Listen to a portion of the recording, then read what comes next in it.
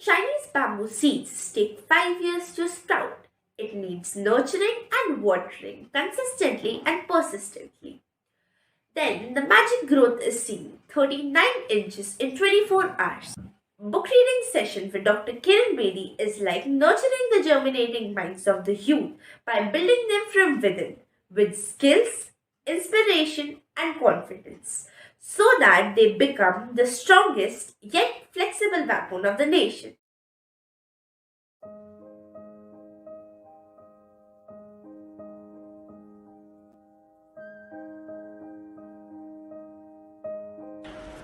My hobbies are dancing, sketching, cooking, cycling. These are my stress busters after a hectic day at school. I basically love to extend a helping hand in any way I can. And hence, I am a social activist working on the empowerment of farmers. While these are my hobbies, my passion is public speaking. My hobbies are playing football, traveling, and gardening. I like to play football with my friends at the school as well as in the evening on a daily basis. I love gardening. I grow many plants here in Sharjah, UAE, even though I live in a flat. Thank you. I am a multi-talented girl. I learned Western dance, classical dance, singing, drawing, chess, tennis and many more. Some of my clips of my drawings are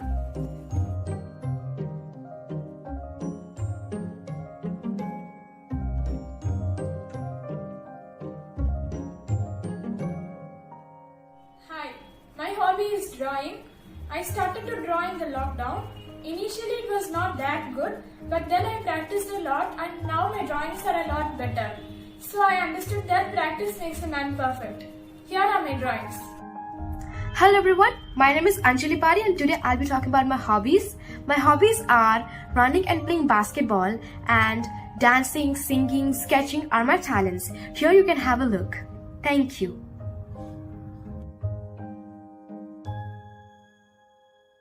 Hello, my hobbies include singing, dancing, drawing, and practicing gardening. Here are some pic of my drawing and the plants which I maintain. Thank you.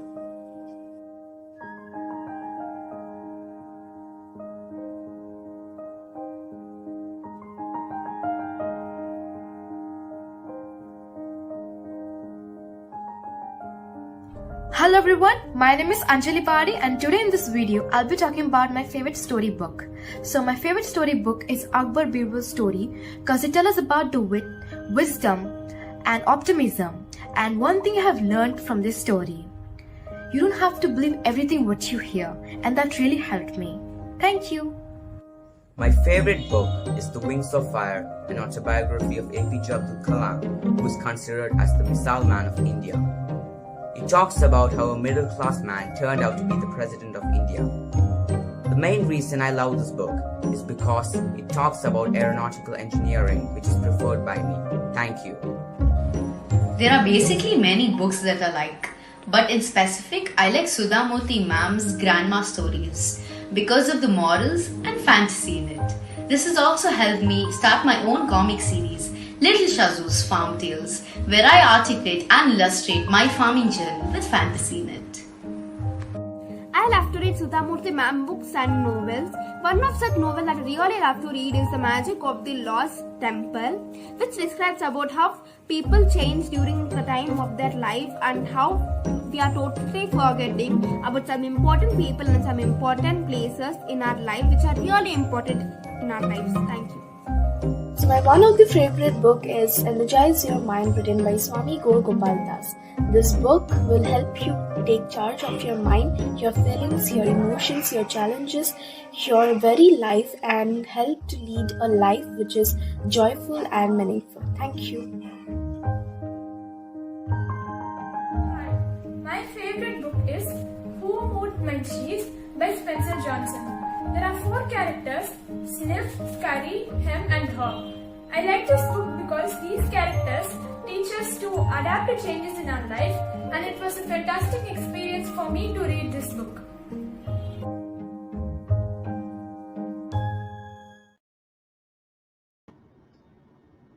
जय थारी माँ, जय थारी माँ to all our children. जी, हमारी audience का स्वागत है। आइए जुड़िए, आज हमारा 113th बुक रीडिंग सेशन है। Children, you all 13, 14 but very aware, so that's wonderful.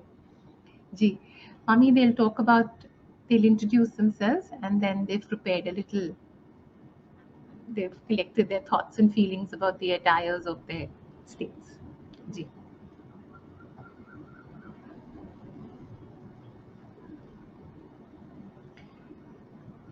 Mommy, your mic. Hello children, how are you? Fine. How are you? I'm asking you. How are you? We are fine, ma'am. We are fine, ma'am. Fine, thank you. Fine. How are you? I'm asking you, how are you? Ma'am, we are fine. We are good, ma'am. Pujitan? How are you? We are fine. We are or I'm fine? I'm fine or we are fine? I'm fine, ma'am. Shazana, how are you? I'm fine, ma'am. Good. And Adrian? I'm fine, ma'am. I'm happy. No, you don't looking happy. Be happy. Smiling. Fun. Laughter. Okay, tell me a joke. Tell me a joke. Give me a joke. Anyone of you knows a good joke? Anyone of you knows a good joke? Of the joke of the session. Come on, tell me a joke. Shizana, Adrian, Pujita, Anjali, and what's her name?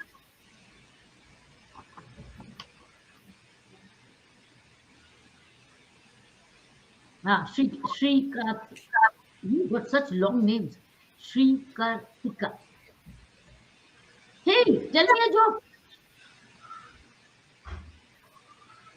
You mean to say you know, none of you know any joke? Ma'am, none of them are coming to our brain now. Huh? None of them are coming to our mind now. Look at that.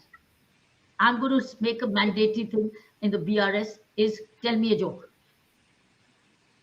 Because this is a time to have a lot of fun. This is an age where you joke, you have fun, you dance, you sing. You all are drawing. You are playing football, you're playing games. But what about a joke? Which makes you all laugh and laugh your gut out. Edwin, no joke? I'm currently not able to think of one, ma'am. Look at that. A drought of jokes. Shrikant, no jokes? Such a serious face. You're such a serious face. Why are you so serious? Huh? I know the books you're reading. You've already introduced yourself. Saina said you'll introduce yourself. You already introduced yourselves. You told me about the book you read. You told me about the talent you're doing. Only thing I can ask you is what school you're read. What school are you from? Okay. Anjali, which is your school? Ma'am, I'm from Global at School, Hyderabad. Okay. What do you like about your school the most? I like one thing, ma'am. Basically, in our school, plastics are not allowed. So basically, our school looks forward for the environmental friendly products, ma'am. Excellent. So I like that. For instance, explain. Yes, ma'am. Explain. Yes, ma'am. So basically, in our school, there are a lot of programs to motivate childrens, like helping hands, in which all the workers in our schools, like we can just give them a cloth or a book to make them happy, in which we can learn good things also. And also in our school, plastics are not allowed, so totally plastics are banned.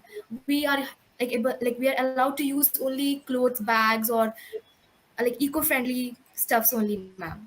So in our school, like our principal motivate us more. Like she's also a good swimmer too, ma'am. She has like got so many medals. She motivates us, ma'am. You have a swimming pool in the school? Yes, ma'am. You have a swimming pool in the school? No, ma'am. My principal ma'am is like very good in swimming, so she has like got like 3 gold medals in like state level, ma'am. Also, she's Good. like inspires me every time, ma'am. Lovely. How does she inspire you? What does she do that inspires you? Basically, like she's active, like she's make herself active. She does like a lot of activities.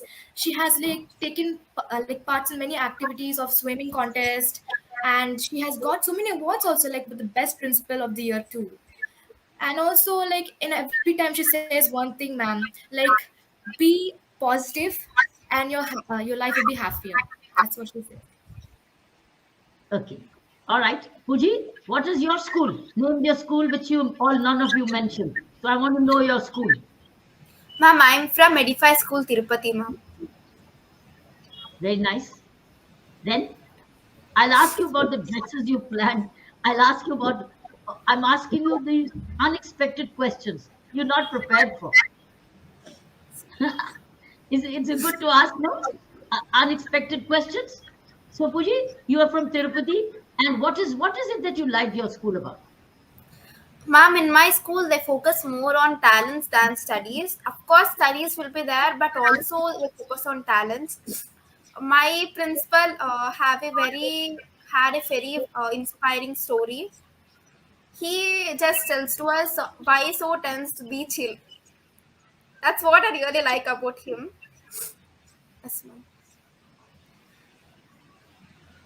And what else do you like about your school?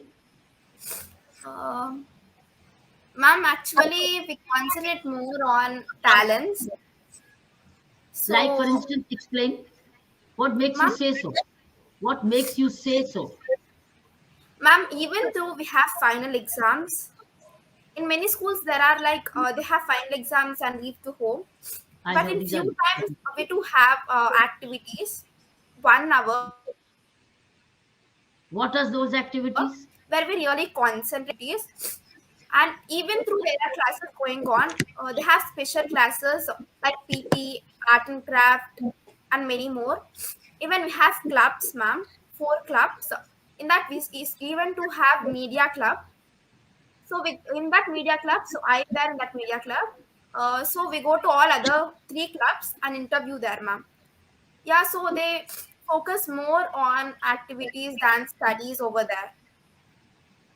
It may have a lot of tests during studies, but we relax that in our activity time. And also during the classes, there are many activities like, ma'am, like in primary, every Saturday there will be a session. In that only there will be like children making role plays and many more like those that inspire everyone, ma'am. So that's what I really like. And even to an assemblies, we celebrate everything. Children, the secondary kids will be given the board outside, ma'am. So we'll be decorating that. I'm onto it. Yeah, ma'am. Very nice. So I really Very, enjoy schooling. very nice. Shazana, tell us about your school. Yes, ma'am. I'm from Chettinad Vidyashram, Chennai. So I have been in the school for the past 12 years. My school is my pride. We have a lot of things in our school like swimming, basketball. We have coachings for different sports. We have a lot of cultural events. Like for a year, we have about 20 events, sports day, like annual day. We conduct Maitri. There's something called Maitri where we call people from other schools and we ask them to perform in our school. And we have different things. And I would like to talk about my correspondent, Dr. Mrs. Meena Mutaya. She's around 90 now, but still she has always been there for all of us. Our principal has been the backbone of our school. She is a strong lady, a very, very inspirational lady for all of us. She's a narrator, and we call our correspondent Meena Auntie. So she's our beloved Meena Auntie, and she also inspires us. Tell me about your school, Edrin. Ma'am, I'm studying in the Emirates National School, Sharjah, and our principal, Mr. Ravi Thomas, gives importance to values rather than education more. He loves to give values to children, and when he graduates children, he wants values to be inculcated in their lives. So in our school, values are given more importance.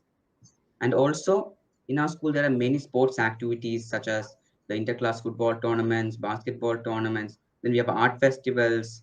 Then we have sports meets. We go to different stadiums here in Sharjah for sports meet. And then also selected students from our school, students with great values, then academic performance, and all are invited for going to a ALI camp here in Kerala. From Sharjah, we travel to Kerala. In Alua, the place is called Alua. There we have ALI camp in which selected students are requested to go. And we all have so much fun. And in the school, I have an experience of 6 years. And it mainly talks about values. Many values, love for nature, integrity. Many of these values are given importance in our school now. How do they explain values? How do you learn values? Values such as every time the principal wants to talk to us, wants to interact with us, he teaches us in different ways that how values are the most important in our life. And through these values, he motivates us educationally, and he tries to improve our grades through these values. He conducts more meetings along with us. Like if we are a bad class or if we are not performing well, all on the sudden, our principal takes in hand to help us and grow our class again and then become first. So our principal takes values and initiatives to help us grow in life. What is the how are you learning to be honest? Ma'am, through different experiences, ma'am. Sir has taught us that honesty is the best policy. For example, um, for example, in our school, there are many values that are being taught. Honesty is one of them. In honesty, it comes under integrity. And children are not promoted to lie in our school, but some children do. But Ravi sir tries to talk to them and tries to improve them and tries to get them out of this uh, habit of lying and helps them in life. And through this talking and interacting with our principals, it helps us to change our lives. And from grade 1 onwards to grade 12, if we have not shown much importance to values, by grade 12, by graduating, Sir has promised us that we'll be nurtured and we'll be given great values, and we'll be able to take care of our parents in their old ages, sir. In their old ages, ma'am. Are you graded in values? Is there any way you've been graded? Yes, ma'am, we get certificates and awards For what? for integrity, truthfulness, honesty. We get awards in we have a program called Winners Day, which is celebrated in Republic Day in Sharjah, UAE. And in that programs, children for academic excellence gets prize for the seven pillars of our school. That is honesty, inclusiveness, integrity. All of these seven pillars, for these the children get awards in our school. And for athletic performances and for sports activities and for singing, dancing, and all of those extracurricular activities, ma'am. Okay, good. Thanks you. Srikant, Sri, Thank you. tell us about your school. Thank you, beta. Srikartika. Yes, ma'am. So I'm studying in SSM school in Chennai, and I have been studying in this school since grade 1. Now I'm in grade 9. And one thing I like about my school is discipline. My school is very disciplined, and the children are very obedient. Though the children may be a little playful and mischievous, they never forget to respect the teachers and the higher officials.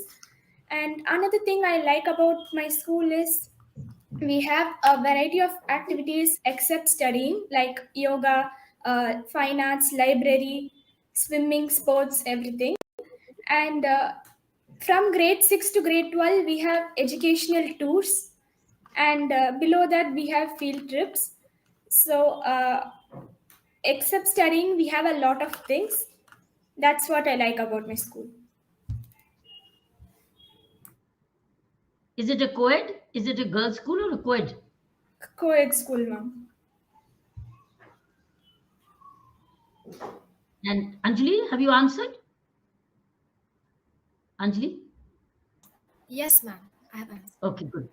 All right. Now you are going to share with me the dresses of the, as you planned, called Dresses of India. So what is your learning? Okay, your turn, Pujitali. Dresses of India.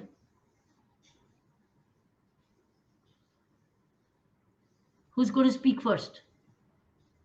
Saina? Who's going to speak first? Fuji, can you hear us? No, she Puji is can't. not hearing. Okay, let Shri, me you go to want to Shazana. speak later? Shri? Shazana, are you hearing me?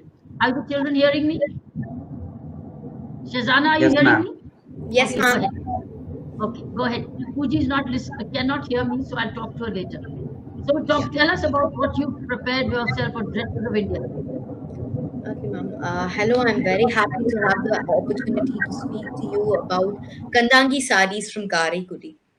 So, Kandangi saris is one of the most beautiful, unique handloom saris of Tamil Nadu. These saris are known for their vibrant colors, intricate designs, and superior quality. They are made using high quality cotton yarn, which is hand woven in traditional looms by skilled weavers. One of the unique features of these Kandangi saris are that they are reversible. We can wear it in both the sides. Oh, And they are usually with integrate designs of floral designs like and checks and like more of the traditional designs of Tamil Nadu. They are not just beautiful, but they also have a unique significance. They are the symbol of Tamil Nadu's rich heritage. Like in those days, the rich people of the Chettinad houses used to wear Kandangi saris like in their home for a nice vacation, for a religious festival. And yes, this sari has been treasured by most of the people in the world. that's nice. Have you seen it? Yes, Do ma'am. you have When I do was you in have it Karaikal. at home? Ma'am? Do you have it at home? Anybody having it at home? I'm sorry, ma'am, but I just saw it. I couldn't buy it. Doesn't matter. But you saw it to study it? Yes, ma'am. And who did you ask to study? When I was in Karikudi, I went through the whole loom, like the traditional looms. There I learned about this Kannagi sari. Very nice. To Yes. prepare for this session, Uh, Actually, I had all that in mind, and I just went through it once. you knew it earlier. Yes, ma'am. Okay, good. All right, Edwin, Yes, ma'am. which is Good evening, ma'am. favorite? Which one have you identified? Ma'am, I'm a Keralite, ma'am. I'm residing and studying in Sharjah, UAE, but I'm very delighted to talk about this topic.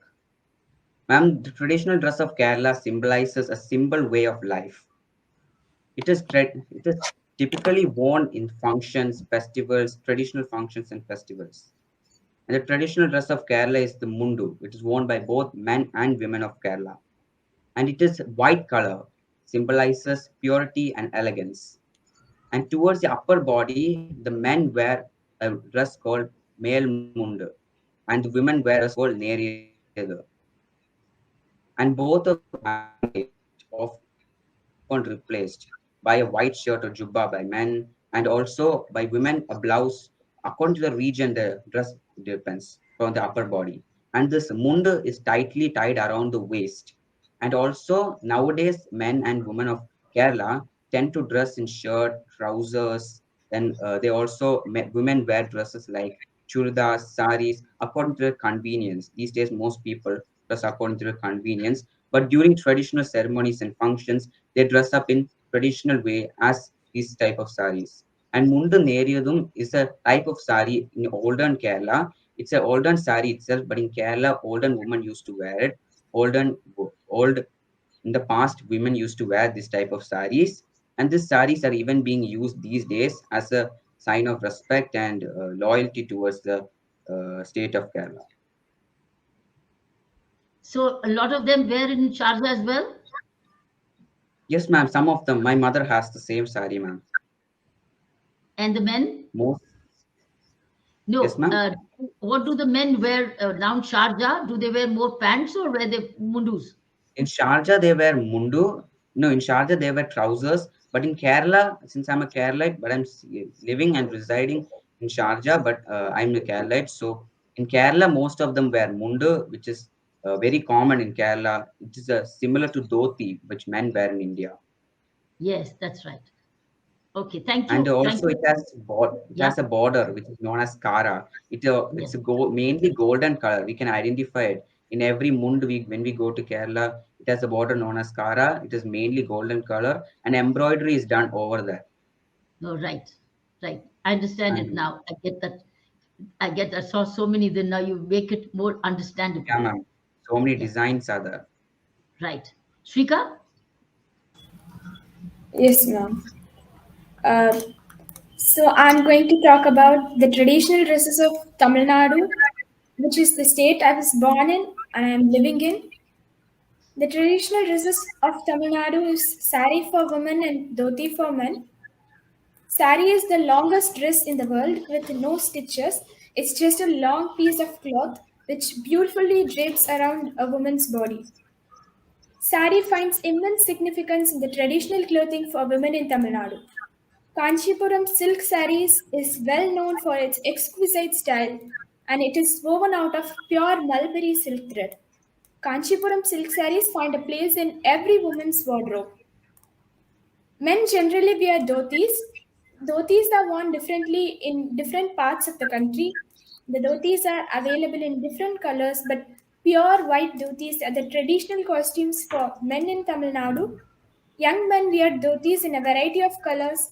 A dhoti is worn with a shirt and an angavastra, which is a white piece of cloth worn on the shoulders of the men. A dhoti is the symbol of spirituality. Thank you, ma'am. Very nice. Thank you. Anjali from Hyderabad. Anjali, your turn. Yes, ma'am. So, namaste, ma'am. My name is Anjali Pari, and I'm going to talk about the traditional dress of Odisha.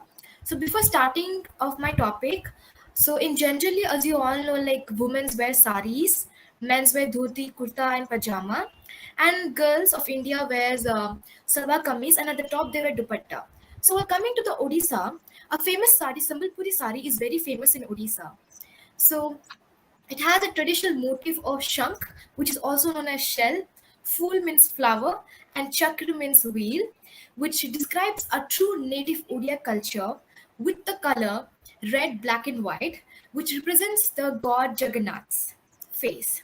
And there's one special technique before like woven into fabric, they're first tie-dyed into colors and then they are woven into fabrics. And as you all know, it became popular during when late Prime Minister Indira Gandhi started wearing those. And in 90s and 80s, they became most popular all over the India. And now it's like very famous in Odisha. Its origin started from Sambalpur. It's a place in Odisha, and that's how the Sambalpuri sari got its name. Thank you. Lovely. Okay, your turn, Pooji. Can you hear me? Yes, ma'am, I can hear you, ma'am. Go So, ahead. good evening, ma'am. So, today I'm going to tell about traditional dresses of Andhra Pradesh. In Andhra Pradesh, women wear saris with blouse, men wear dhotis, lungis, and kurtas. Girls wear langa voni. Lambadis are tribes of Andhra Pradesh in which they wear ankle length skirt, blouse, and a dupatta. Andhra Pradesh is well known for its handlooms industries. Few of them are Dharmavaram, Kanchi, Chiraga, Mangalgiri, Venkatgiri looms are few of them, which produce handlooms saris. Dharmavaram is famous for its production uh, and distribution of silk saris. Ikata saris are famous for its zigzag patterns. Mangalgiri saris are cotton saris, which are really famous. That's all. Thank you. I think the next BR group can be given the dances of their respective regions and they should ask to perform bit. What do you think, Saina? Next time, where we gave dresses of India to this group, to the batch 114. We can give them the dance of their area and perform. Show us a little performance. That would be interesting.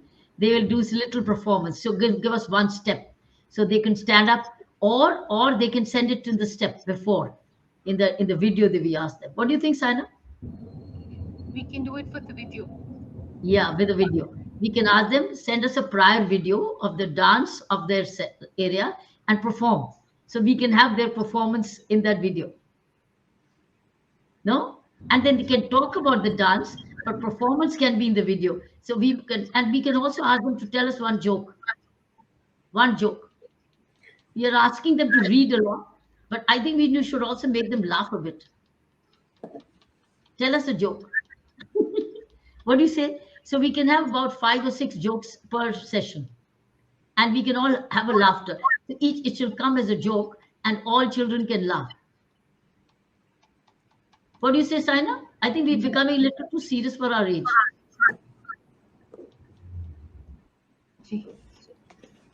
Aren't we? Okay, let's go to the questions. You have questions to ask.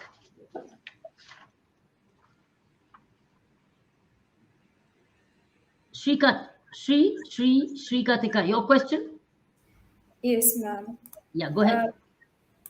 So, when there is a new leader emerging in the country, there are so many challenges the new leader has to face, of which the main one would be making the followers to do the righteous things when they are already practiced in a different way over for long years.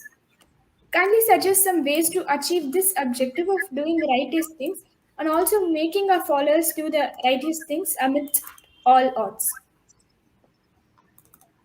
Let's understand, as at this age group, all of you are, that when you are different from the rest,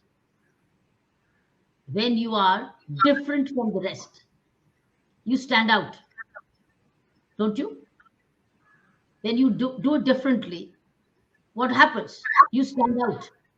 What happens when you stand out? Everybody's observing you. Everybody is watching you. And everybody is now either following you or envious of you. Remember that. That's a message for you, youngster. When you are different from the rest, like for instance, you are first in the class, you stand up, you stand out, you get the prize. So many are clapping, but many are saying they wish they could be like you. So they're envious. And this is natural human tendency. It's a natural human behavior to applaud, but also be envious. Why? Because they could not be like you. And as one of you said, your school teaches discipline the most. So as you grow up, everybody is not fully disciplined. Discipline is taught, discipline is learned, but everybody's degree of discipline is different. Isn't it? That is why your marks are different. Everybody doesn't get 100 out of 100. Few get it, few get the highest, and others then taper down. So therefore, leader, your question is about leadership. So when the leader becomes a leader, he stands out or he stands out. Let's look at our own Prime Minister. He's the leader, right? He's a leader in the country, and he's a leader of his party as well, in a way. He leads his party. He's a leader of his own political party, even though there's a president of the party. But he is a leader. And doesn't he, when he addresses them, the entire party members are sitting and he's addressing. Now, such a leader is admired, applauded, appreciated. But there are many members of the party or his party. Now we're taking off any leader. Now we're putting aside, we're not talking about our Prime Minister. Any leader who stands out is admired, respected, and also envied. So there'll be always people who would want to replace him. Why? Because it's human nature. So therefore, but there will also be many members who will not be as honest as the leader. Some may be deviant. Why? Why would they? They'll still be members of the party, still be members of the same group, but they will have a different value system. because they've grown up with a different value system. That's why I was asking you, and Edrin was talking about the value systems being taught in the school all the time. So everybody's school is different, focus is different. Some schools focuses on talent. I see, that's why I asked you. All of you have given a different answer. Somebody's focus is on activities. Somebody's on talent. Somebody's on value systems. Somebody may be on sports. Somebody will be on academics. Somebody will be on technology. So value system is different for everybody. Degree. Not that they don't know it. Everybody knows being honest is good. Honesty is good. Discipline is good. Truth is good. Punctuality is good. Giving is good. Everybody knows that. But everybody's degree is different. So when a leader, I'm answering your question now. So remember, when there's a leader, he's a leader because he has more followers. That's why he's the leader. He's more followers. Like, for instance, Mahatma Gandhi. He was a leader. He had so many followers. And yet he was shot dead. Why was he shot dead? By Godse. Why? Because he also had people who were not thinking the way he was thinking.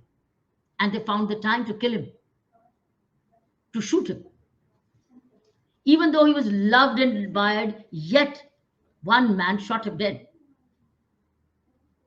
So you will always have people who will envy you or who will not agree with you and then be revengeful. Similarly, in gangsters, in crime, you have a gang leader. You have always a gang leader. There's always a hierarchy.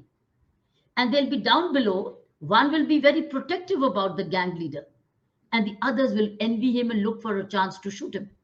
Why? Because they want to be the leader. They want to be in charge of the gang. So human nature is both. It applauds, it appreciates, it loves, it respects. But human nature, you will have individuals who will also be revengeful, who will also be envious, and who will also be looking for displacing you, and when they can hurt you. Therefore, a leader has to be very careful as he conducts himself. That is why most of the political leaders are susceptible. That's why you have security around them. You have VIP security. You have black cats, right? You have security, you've got sanitation, you're searching, because the leader also has to take care of those who will like to displace him or hurt him. So this is human nature. But leader is a leader as long as he has majority. But supposing there is a leader who doesn't have the majority with him and yet wants to continue to occupy the position, he needs bigger protection. He protects himself more and more and more because he's afraid and afraid. So leadership is a challenge. Leadership is not a simple, very cushy position. Leadership is a seat of thorns. Leadership means a lot of responsibility, but leadership is also very thorny. It's not a comfortable position. In fact, it's said when you're a leader, you're alone at the top. You're basically alone. This is what Indira Gandhi used to say. I'm alone at the top. I'm by myself. So sometimes the leader may have any followers, but the leader is also all alone. So leadership is not a company. It's a lonely position also, because you're the only one then. You're the only one. Have you understood? So if you choose to be a leader, you have to remember to carry people along, but also be remembered that you're not permanently anywhere. There'll be others who will be looking for chances to replace you at any time. Or as a leader, you decide to move away. Like, for instance, 3 women prime ministers, 3 women political leaders have moved away from their position voluntarily. You've had New Zealand leader, prime minister. What did she do? She resigned. She says, it's time for me to go. There's 2 other leaders of Europe, of prime ministers. 3 women in the last few weeks have moved away from leadership. They did not choose to be leader anymore. And somebody said it was now, he said there was no, not much in my belly, no fire in the belly.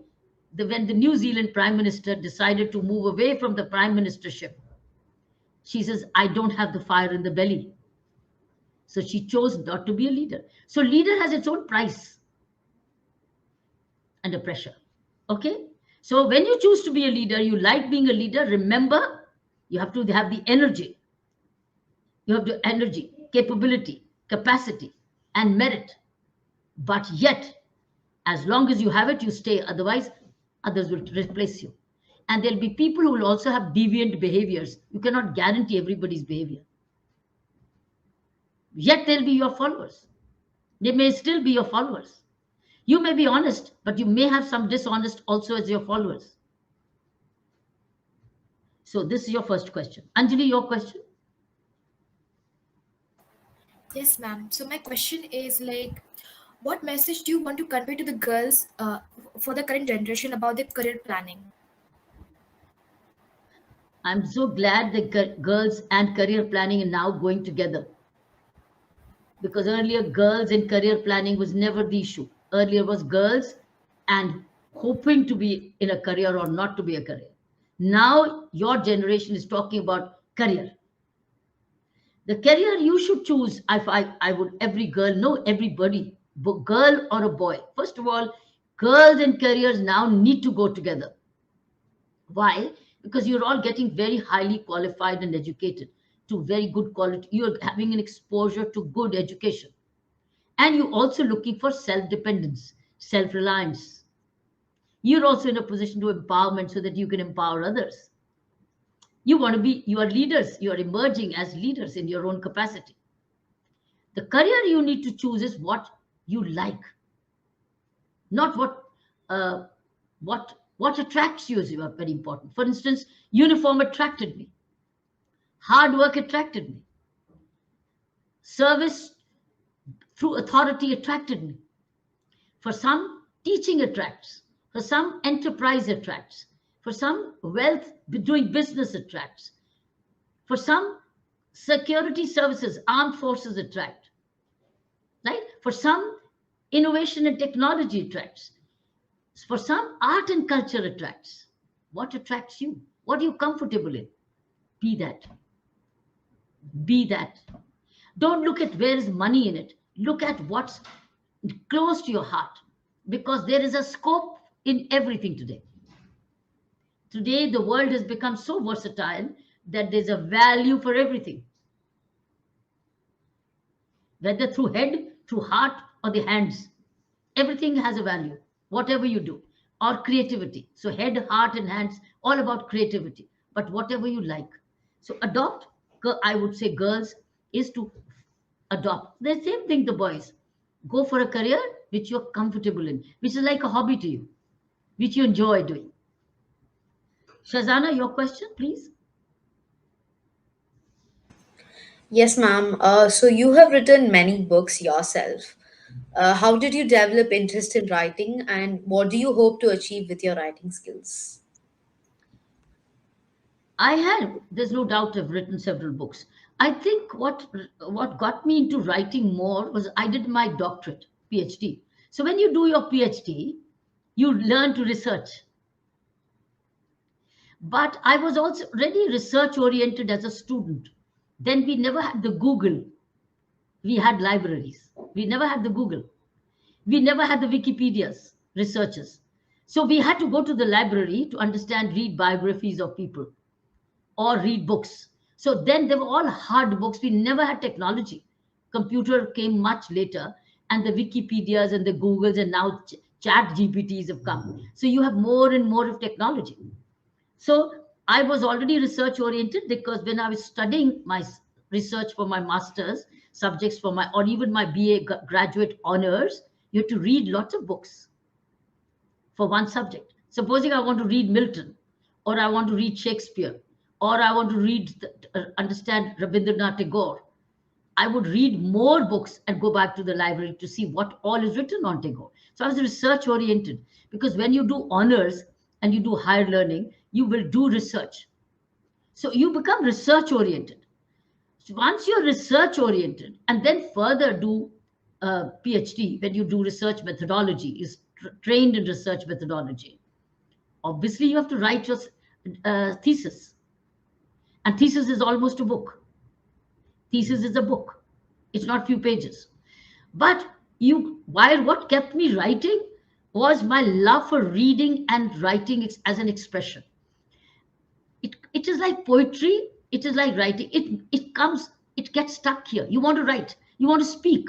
You want to express. Then what happened was, when I started to participate in declamations and debates, I had to prepare again.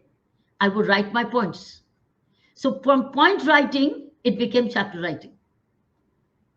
From speeches, then it became the published material.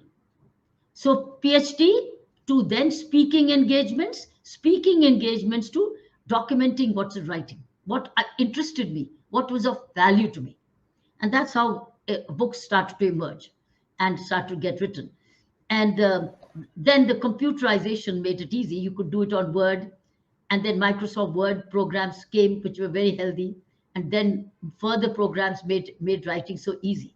And then Grammarly also came as a great software to do correction while I was writing my own book, latest book. So all these the technology tools have made writing easier. Earlier, if you typed a wrong word, you had to change the whole page, because you couldn't even erase it. You never had the back tag to clear it up. Whole page had to be rewritten if you made a typing error, because it was all manual. Then came the electronic typewriter, where you could do back shift, and you could clean it and rewrite the word. Made it easier. But I remember when we used to earlier write, the whole page had to be changed if we made one error. But then writing became easier. But then you are thinking, by the time you matured in your thoughts, you want to write. So you're speaking, you're writing, and then you're publishing. And then you're researching. So all this becomes a package. So therefore, doing your PhD, etc., gives you, but doesn't matter if you're not into PhDs, you are a natural writer. Now the tools of writing are much easier. And now the chat GPT is where you can cheat a lot. You can say, I have this model, and can you give me an idea? And you can do this. I think that's going to be the biggest challenge for education. They can literally write a chapter for you. But that will be plagiarism, because now there will be tools to detect whether you got it from chat GPT or did you write yourself.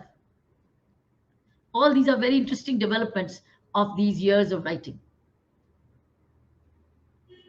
Now it might be that you do your research, sit in the class and write your essay without computers. So you see, that situation has come now because of the artificial intelligence, which has evolved. So I wrote my book, right, because it was a growth within of thoughts and then final expression. It was verbal, then taking the word, and then it was writing also because I thought it was good to see now. It's leaving a legacy, like biographies or autobiographies. And this latest book which I wrote is a legacy. It's all about the work. So when work happens and you feel it was been worth it, you want to write it for legacy, for future generations. So that's how, otherwise it never gets documented as a work. That's what also encourages and inspires you to write.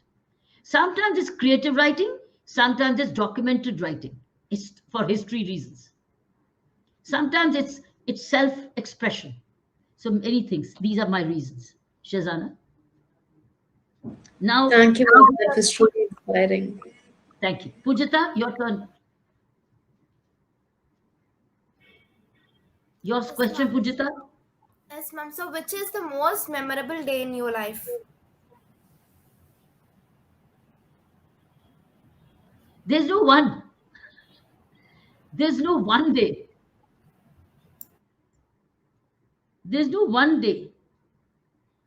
But let me ask my daughter if she remembers what could be the most memorable day of my life as mother.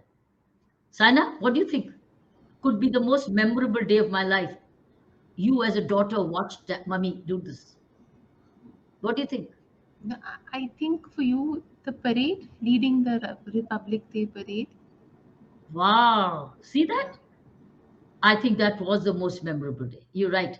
Leading the 26th January parade in 1975, first woman in uniform ever led a male parade on the Karvapat. It was earlier Rajpath. Now it's Karmapath. So leading that parade in Republic Day, it was a very, very memorable day when it went flawlessly, doing the real salute and walking 14 kilometers with the sword in hand. That was history created, I think. She was so good. Saina was right. It was the most memorable day. Why also it changed the history of women, because thereafter it was the Women's International Year of the Woman declared by the United Nations. So 1975, I leading the parade, a woman in uniform, a totally male parade, and the first time ever. I think that is when women arrived in India. That was a breakthrough. So that was, I think, the most memorable day. Edwin, your question? Yes, ma'am. And what was the reaction of ma'am's community when they heard to know that ma'am decided to become an IPS officer, the first woman IPS officer? What was the reaction ma'am got? I think it was mixed. There was joy and a little bit of anxiety. Joy to see a woman arrived. The parents of daughters start to feel their daughters have arrived, because they started to look at me not as Kiran Bedi, but as women, as girls arrived, and that they could arrive, that the girls could reach that position. So many parents start to see a hope as parents for their daughters. So I became a beacon of hope. But there was anxiety as well, whether I would be able to deliver as a woman in a police world or in a male world, because it was totally a male world.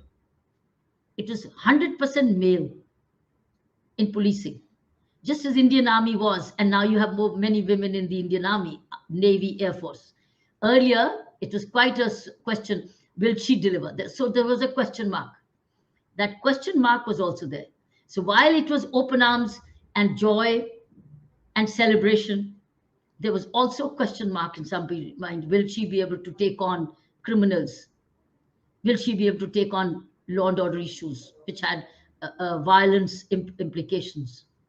So one had to continue to serve and make things happen, and not prove by choice, but prove by performance.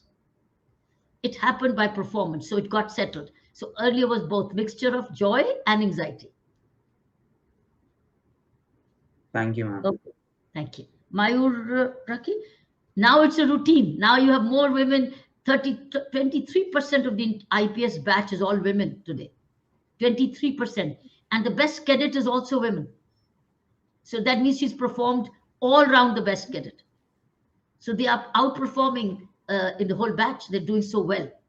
So now they've established, proven that given the equal opportunities, it's not a question of man or a woman. It's a question of equal opportunities. And whoever benefits from the equal opportunities stands out. So now it's So, not a ma'am, competition between men and women. It's a question of who is more meritorious.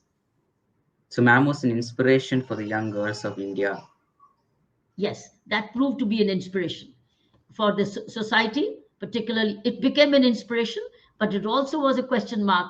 But as I performed my duty very naturally, very conscientiously, I think it proved that good, we've got women. They were very happy. And then now this society looked for more women in the services. And then the government policy decisions also came. Let the police forces be at least 30% women. And we did recruit. In Pondicherry, I know how much we recruited more and more women candidates, because we wanted to balance the force with men and women officers. That's how it changed. See, 33% reservation for women in panchayats came out of compelling women to participate. Otherwise, they would not come out to their homes. But now they're proving that having women in panchayats brings in more concern in human management in the village, because it's more of healthcare, education, childcare, welfare policies. Rather than brick and mortar, you have human development. because a woman does work towards those. See, that's her nature. It's a biological nature. Thank you, Okay. ma'am. Thank you. Mayuraki? Who's the last one? Who's not done? We've got that. She's not there right now. Acha. So one person could not, right? Right, Saina? So, Yes. Saina, would you like to do a wrap up? We are into 3 minutes to close. Okay. Children, 3 little points. You think about them and you grow with them. You reflect on them. Where are all your values stored? You were talking about values. Where are they all stored? Where is all the wisdom? Now, just hear what I'm saying. Where is all the wisdom that you all need for your own journey stored? We all have our own journey, and God has sent us with the wisdom we need for our own journey. Where are all the values stored? They are stored in the self, in the higher self. We all have a space in our life, in our being, which is the higher self, which will guide us correctly always. So tap into it. Consult that space often. Tap into it. That's your higher space where all your values are stored. Consult that. Consult that space. The other thing is learn from everyone, but do not compare yourself with anybody. Learn from everything and everyone, but don't compare yourself with anybody. It's your own journey. You have to be comfortable in your skin. You have to be at peace with your own self. Otherwise, what's the point? And another little thought. We can't drive with an empty tank. How can we move forward with emptiness? And how do you fill yourself up? Now, do you want to fill yourself up with things that are not real, or you want to fill yourself up with the real fuel that will keep you going? That's your faith. That's your love for God. So while life has its own twists and turns, let that happen. You keep filling yourself up with the divine love. It will keep you going. That's the real fuel. So grow with these 3 thoughts. So grateful.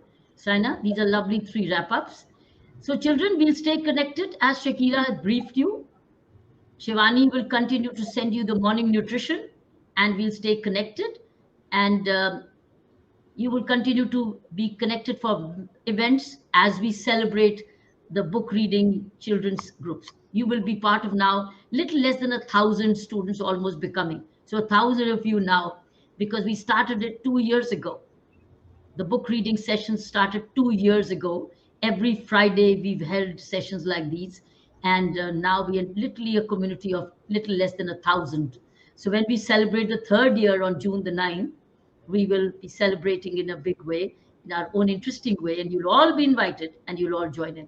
Before you came in, I was already explaining to Shakira, let's go back to see how do we get a platform on June the 9th where 1,000 of you can assemble and perform according to your talent, whether somebody wants to, whatever perform. So let's see, we are planning now to work on 1,000. It's a very strong youth network because all of you 14-year-olds who were 2 years ago with us in this group are now 16 years old. You see, so they're all grown up and the faces keep changing and they keep evolving and growing, as you will. But you can also now know who are your Tamil living, who are Andhra living, who are Telangana living, who are Kerala living, who are Sharjah living. So you can even become friends amongst yourselves and form your own little BR groups of Sharjah where they, through even these are called, earlier we used to have pen friends, now you have e-friends. So you can keep connecting. So it's basically to build friendships for life. And you have a small memory of this. And by the way, this all gone live, so you can ask your friends to see it on the YouTube as you performed, as you chatted. So it's a permanent legacy on our demonstrative learning on the YouTube channel. You can see and revisit it for yourself. You can share it with your friends and share it with your principals you talked so highly of, and your schools you all fondly remember. Thank you very much and all the best till we meet again in the larger gathering. Thank you, Saina, and thank you, friends. Thank you. Lots of love, Jai Harima. Lots Thank of you, love. ma'am. We thank our audiences. Thank you, ma'am. Meaning, we thank all your parents. We thank your school. We thank your teachers. We thank your principals. Thank you. Thank you Thank to you all. everyone. Jai Lots of love Harima. to all Lots of of you. love. Lots of love. Thank you.